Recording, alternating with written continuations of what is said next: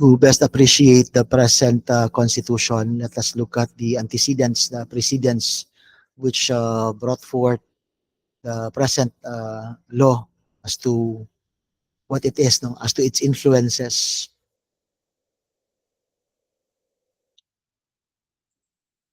So while we have in our history, in our legal history, the 1935, 1973, and the 1987 Constitution, there is a precedent constitution that was also influential, yet did not actually take effect in our country because of supervening events. This constitution did not take off, though it supposedly was approved, no, in 1899 because of the takeover of the U.S.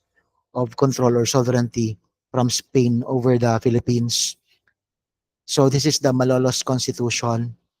The Malolos Constitution has a best feature, has best features. No, among them is that there is the creation of the division of powers between the legislative branch, the executive branch, and the judiciary.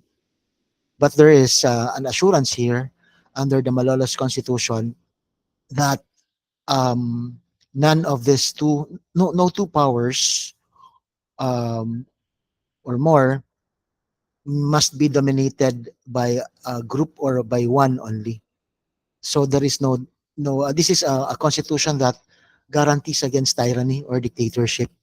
That's why historians believe that this signaled in the rebellion, no, the uprising at the time, the end of the supposed presidency of Ginaldo.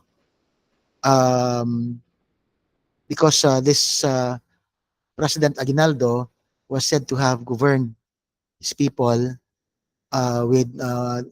without much consultation. It's the will of the president that has to be followed. Now, um, this brings the reason for this concept under the Malolos Constitution. We call poder omnimodo. Poder omnimodo is that principle where of the three branches of government or between the executive and the legislative branch, the executive power specifically has lesser power over Congress. Congress has better ascendancy over the president's office. Why? Because it was said that framers then intended for the rule of the intellectual rather than the military. Speaking about the commander in chief, no? The rule of the intellectual who were represented by Congress. Congress was embodied by different learned statesmen who were educated from all over the globe because they were the elite, the intellectual elite during the Spanish time. They were sent abroad for schooling. So that's why this dominance of Congress was favored over the executive branch. So Congress was the supreme power, okay, poder modo of the nation. It was succeeded or it was overlapping events prohibited or prevented the effectivity of the law because of the transfer of sovereignty of over the Philippines by Spain to the US.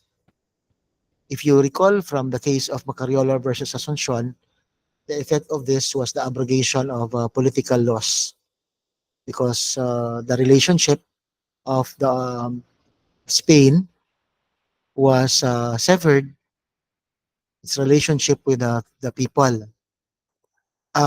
This Treaty of Paris granted civil and political status to the inhabitants of the Philippines only if they are determined by the US Congress. This is peculiar because we were not yet liberated at that point. We were under the mercy of the US government because, in fact, we were, in fact, without yet any identity at this point. We had no identity. The US Constitution did not apply to us, meaning there was no intent to make us citizens of the US at that point. So we had no constitution and our civil and political rights were dictated by the US. This was the transitory uh, mm, part of our history, no, towards independence. Then history tells us that this next phase of our legislative history brought forth changes in our governance. This is the McKinley Instructions, which provided for a civil and military government with the military governor as the executive and the Philippine Commission as the legislative. Not to be deceived that there is a Philippine control or assertion here because we have the Philippine Commission, because the Philippine Commission is the body appointed by the President of the US to advise him over affairs in the Philippines. They create the policies that are to govern the archipelago. So what is good here is that except for the, the right to bear arms, the Bill of Rights of the US federal constitution already extended. Was extended to us. So in a way, many call this to be the organic act of the Philippines, no? But not yet the constitution, not yet. It has the semblance only of an organic act. There was also the establishment of our courts in the Philippines in 1901 with the Supreme Court, the Court of First Instance, and the Justice of Peace Courts. You find this in your jurisprudence, CFI, no, of the Philippines. No? Then you have this Spooner Amendment from the McKinley Instructions. You have the Spooner Amendment that now eliminated the divided military and civil government, because then there was the fully civil government under the US Congress still, no longer under the President of the US, because under the McKinley Instructions, both the Congress and the executive, the divided military and civil government, were under the control of the US President. What changed here is that it was transferred to a fully civil government under the US Congress now, not the President of the US. From the divided military government, it's now civil in character. No? Then you have the Philippine Bill of 1902, where the crucial, um, the pivotal provision here was on the identification of the citizens of the Philippines. For the complete history of what transpired, no? And the impact of this Philippine Bill of 1902, you can read the case of Texon versus Comelec, which um, narrates the citizenship laws of the Philippines. But at this point, in the Philippine Bill of 1902, nagkaroon na there was already the Filipino identity, and the Filipinos then were the natives of the Philippines, and those who inhabit the Philippine island, subject of Spain, but were opted to remain in the Philippines. No, its other feature was that it created the bicameral legislature. The Philippine Commission was the upper house, but now there's a lower house, which is the Filipino element. We call the Philippine Assembly, composed of entirely of Filipinos. The executive department still controlled the executive power through the Governor General. You have the Jones Law, which established the tripartite government now with real separation of powers. You have the executive power in the hands of the American Governor General still, but now who was uh, seen as independent from Congress. No? The Congress was composed of the Senate and the House of Representatives, but the best feature here is that they were all composed of Filipinos. It's a fully Filipino Congress. There's still a judiciary with the Supreme Court, the CFIs, and the Justice of Peace. Pivotal part, moving towards the adoption of Philippine constitutions, was the Tidings-McDuffie Law. Because the Tidings-McDuffie Law envisioned of a constitution for an independent Philippine government, an independent Philippine state. The Tidings-McDuffie Law called for a constitutional convention to draft the, now we know it as the 1935 Constitution. No? That was supposedly the constitution for the our republic. That's the ideal there. And it already contains our own Bill of Rights because we no longer shall be governed by the American Bill of Rights, and an emphasis on the separation of the church and the state for reasons that history tells us that of the influence of the church over the state and vice versa during the Spanish regime. The Tidings McDuffie law required for the submission of the draft of the proposed constitution to the president, and it will allow the ownership of the constitution of the Filipinos because it will be ratified by the people themselves in a plebiscite. It promised of 10 years, but then 10 years thereafter, Philippines would be given their complete independence. So because of that, we have the 1935 Constitution. This was the Constitution, the manual for the Commonwealth. Eventually, after the liberation, became the Constitution of the Republic of the Philippines. It provides for, again, the tripartite government with term limits for elected officials in Congress and in the office of the president. Years after came the 1973 Constitution. Um, it was ratified on January 17, 1973, which allowed for the exercise of executive power by the Prime Minister. The Prime Minister signs laws, appoints and removes cabinets. This is executive power under the Prime Minister. I was asked a question when I was schooling before. What was the most powerful?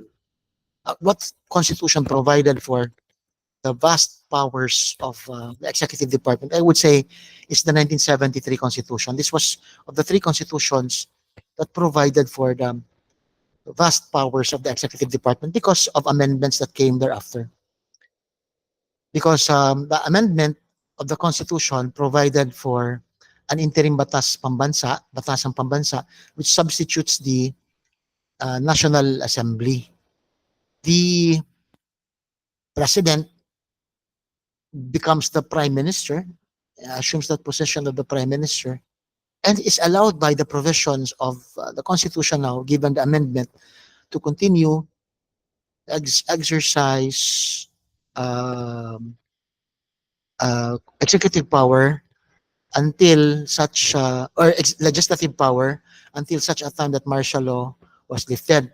That's because of this provision that whenever in the judgment of the president there exists a grave emergency or threat or imminence thereof, or whenever the interim batas pambansa or the regular National Assembly fails or is unable to act adequately on any matter for any reason that in his judgment requires immediate action, President, in order to meet the exigency, issue the necessary decrees, orders, or letters of instructions, which shall form part of the law of the land. This were the presidential decrees.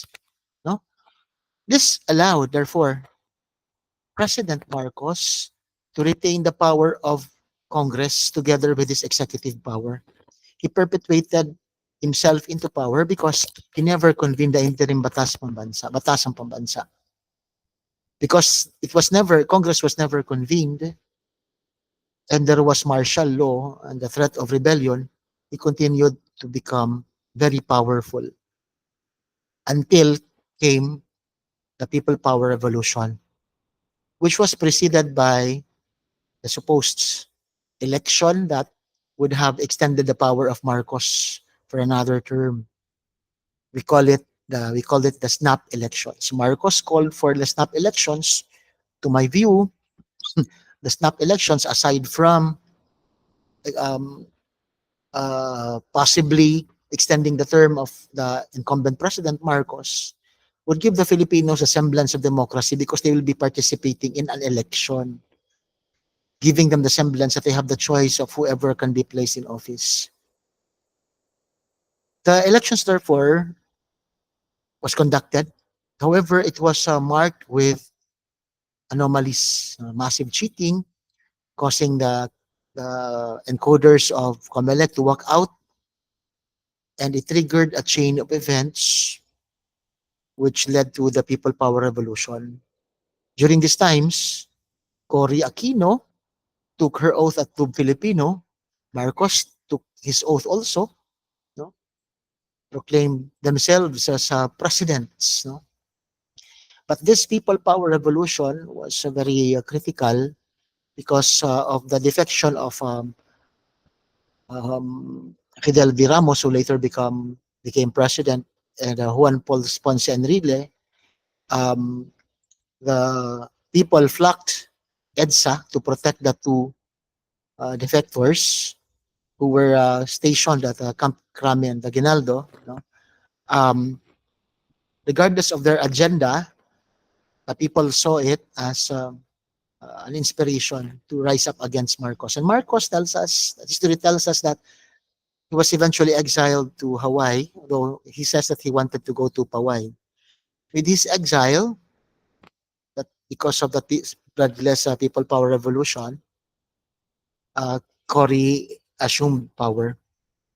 Proclamation number 1 says that, by Cory Aquino, says that on the basis of the people's mandate, clearly manifested in February 7, I and Salvador Laurel are taking power in the name of and by the will of the people as the president and the vice president.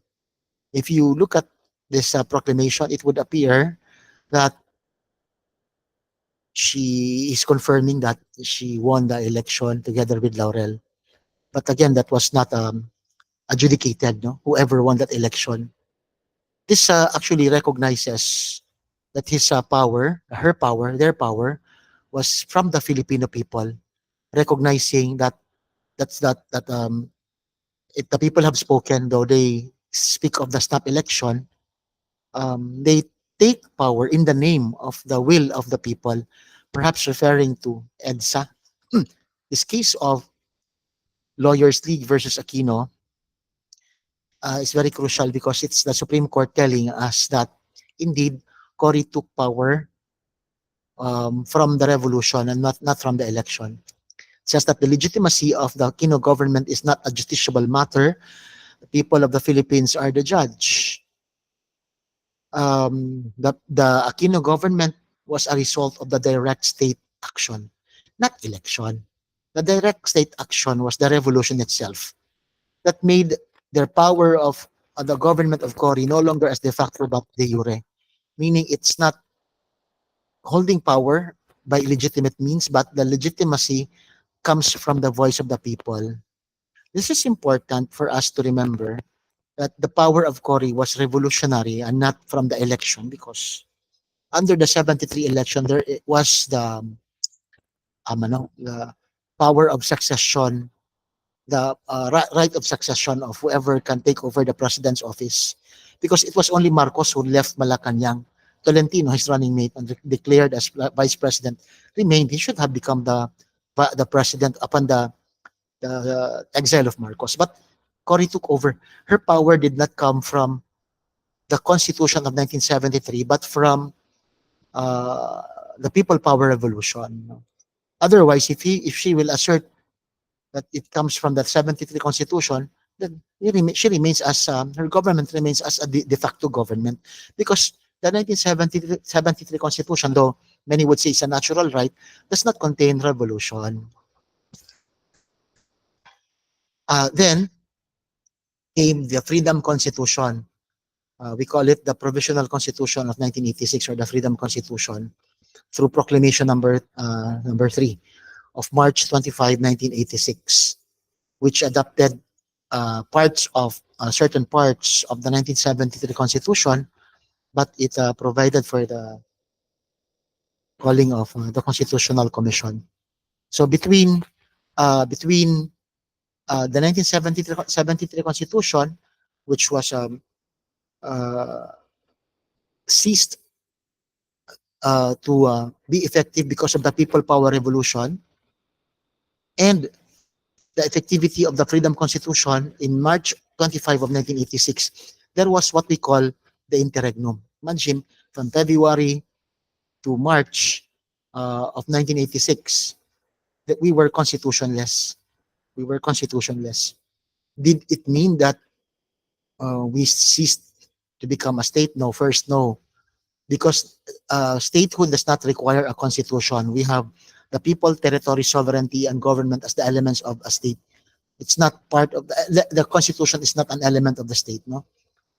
Um, but during the interregnum, what happened was, in this case of Republic versus Sandigan Bayan, Ramas and Dimaano, resolved in 2003, properties belonging to General Ramas and Dimaano, supposedly she was the secretary, but they say that she was the girlfriend, were confiscated or taken from the residences sometime between February Revolution to March 25 of 1986, when we did not have our Bill of Rights and we did not have a constitution. We did not have yet the Freedom Constitution as well. So their properties were raided without a warrant. They were taken, confiscated, because Ramos was a known cohort of Marcos. There was a question of whether or not the exclusionary rule under the Bill of Rights was sufficient to protect Marcos, Ramas, so that and Dimano, so that the properties taken without a warrant may be returned to them or may not be used against them. The state asserted that, well, the Bill of Rights provision on the exclusionary rule and the requirement of a warrant did not yet exist because there was no constitution to speak of then because of the interregnum, the void when we were constitutionless. The Supreme Court said that while we did not have any constitution, we were still under the protection of the International Covenant on Civil and Political Rights and Universal Declaration of Human Rights. These were part actually of what you call the generally accepted principles of international law, which governs states. No? So the Supreme Court tells us that even during the interregnum, the people continued to enjoy under the covenant and the declaration almost the same rights found under the Bill of Rights. So not only are our human rights natural rights, but it's protected by international law as well. Then came the 1987 Constitution, because indeed, when the Constitutional Commission composed of 50 members were created under Proclamation number 9, they painstakingly worked on the draft of the Constitution. That's why, as early as October 15, 1986, there was already a draft of the approved Constitution. No? We had our elections in February 2, 1987, plebiscite, that ratified the Constitution. But it was only proclaimed in February 11 of 1987 that the yes vote for the Constitution won on February 7, 1987. So we have two dates. February 2, the plebiscite, when the Constitution was ratified, and February 11, the proclamation of the ratification. So when did the Constitution take effect? The Constitution took effect on February 2, 1987, according to the case of De Leon versus Esguerra. Because no less than the 1987 Constitution has it that it shall take effect immediately upon the ratification of the people by the majority of the votes cast in the plebiscite held for that purpose. And since the plebiscite was February 2, then on February 11, it was a mere confirmation of what transpired in February 2.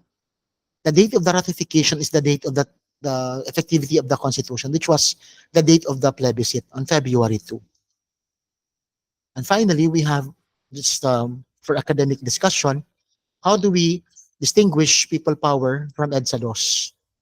For most, people power, which gave power to Cory, was revolutionary in character. it was extra constitutional. While EDSA Revolution, DOS, EDSA DOS was constitutional. It was intra-constitutional because it was not a revolution. It was the people exercising their power, their freedom of expression and assembly, and redressing government. Um, in fact, Arroyo came into power precisely because of the 1987 Constitution, while Cory did not take power from the 1973 Constitution. That being said, the EDSA DOS could be subject of judicial review, while the EDSA Uno, or people power, which was revolutionary in character, was a political question and therefore cannot be subject of judicial review. Remember the case of Lawyers League. So that's all. Thank you for viewing.